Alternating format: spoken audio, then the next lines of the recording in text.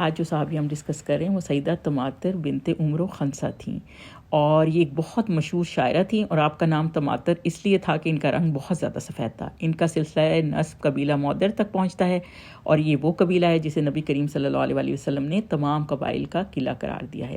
شعر و شاعری اور علمی اور ادبی دنیا میں بہت زیادہ نام رکھتی تھیں اور بہت اچھے نام سے جانی پہچانی جاتی تھیں۔ سیدہ تماتر خنسہ کے لقب سے اس لیے مشہور تھیں کہ خنسہ پست اور چپٹے ناک والی خاتون کو کہتے ہیں۔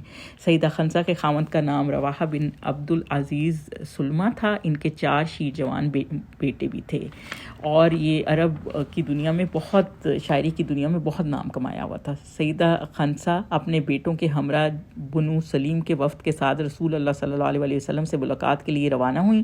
جب یہ وفد آپ صلی اللہ علیہ وآلہ وسلم کی خدمت میں پہنچا تو آپ سے متاثر ہو کر سب نے اسلام قبول کر لیا۔ سب نے ایک اللہ اور اس کے رسول مقبول صلی اللہ علیہ وآلہ وسلم سے لو لگایا، اور جب نبی کریم صلی اللہ علیہ وآلہ وسلم سے خنسہ سے اشعار سنے تو آپ نے مزید اشعار سننے کی خواہش کا اظہار کیا۔ لیکن جب بنو تبی قبیلے کا وفد رسول اللہ صلی اللہ علیہ وآلہ وسلم کے ساتھ ملاقات کے لیے آیا، وہ سب دائرہ اسلام میں داخل ہوئے تو اس وفد میں سے عدی بن حاتم اور ان کی ہمشیرہ صفانہ بن حاتم اور قبیلہ بنو تئی کے چند افراد آگے بڑھے۔ جب انہوں نے اسلام قبول کر لیا تو عدی بن حاتم نے کہا، اے اللہ کے رسول، ہم میں ایک شخص سب سے بڑا شاعر، اور ایک سب لوگوں سے بڑھ کر سخی، اور ایک سب لوگوں سے بڑھ کر شہ سوار ہے۔ تو نبی کریم صلی اللہ علیہ وآلہ وسلم نے فرمایا، ان کے نام لیں۔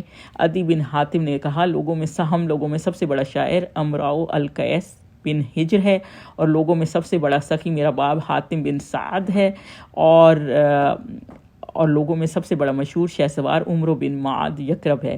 رسول اللہ صلی اللہ علیہ وآلہ وسلم نے فرمایا، اے عدی، جس طرح تم کہتے ہو یہ درست نہیں۔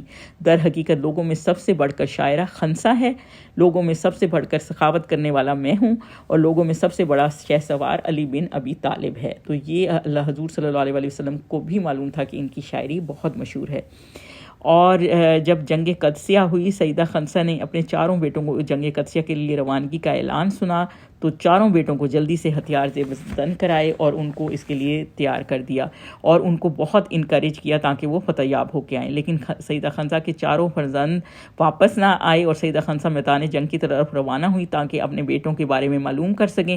اور سیدہ خنسہ کے قریب آ کر ایک آدمی نے بتایا کہ آپ کے 4 فرزند جام شہادت نوش کر چکے ہیں، اور سیدہ خنسہ کا ایمان اتنا مضبوط تھا کہ انہوں نے اپنے آپ کو بہت مضبوط رکھا اور کوئی نوحہ نہیں کیا، اور یہ الفاظ کرے، ہے کہ شکر ہے اللہ کا جس نے ان تمام کو خلت شہادت سے سرفراز کر کے مجھے عزت بخشی۔ میں اپنے رب سے یہ امید رکھتی ہوں کہ وہ مجھے بھی اپنی رحمت کے زیر سایہ جنت میں ان کے ساتھ ملا دے گا۔ سیدہ خنسہ زندگی کے آخری لمحات تک ایمان سے سرفراز تھیں، اور ایمان ہی کی حالت میں 24 ہجری کو دنیا سے کوچ کر گئیں۔ یہ اپنے بیٹوں کی شہادت کے تقریباً 10 سال تک زندہ رہیں۔ اللہ تعالیٰ ان کو جنت الفردوس میں جگہ دے۔